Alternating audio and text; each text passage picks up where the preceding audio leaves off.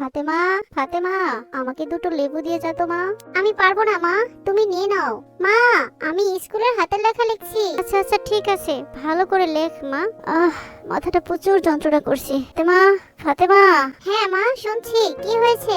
এই কাপড়গুলো তোর পাশের বাড়ি দাদিকে দিয়াই তো, আমার শরীরটা একদমই খারাপ লাগছে। ধ্যাত তুরি না, যখন একটু খেলতে যাই তখনই মায়ের ডাকাডাকি শুরু হয়ে যায়। মা, আমার স্কুলে দেরি হয়ে যাচ্ছে, আমি রেডি হচ্ছি, এখন যেতে পারবো না। আরে মায়ের মোবাইল, মা তো ঘুমিয়ে আছে, আজ বরং আমি মোবাইলটা সাথে করে নিয়ে যাই।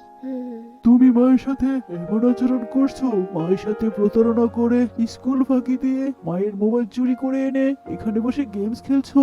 তোমার মা যদি জানতে পারে তাহলে উনি কতটা কষ্ট পাবেন একবার ভেবে দেখেছো?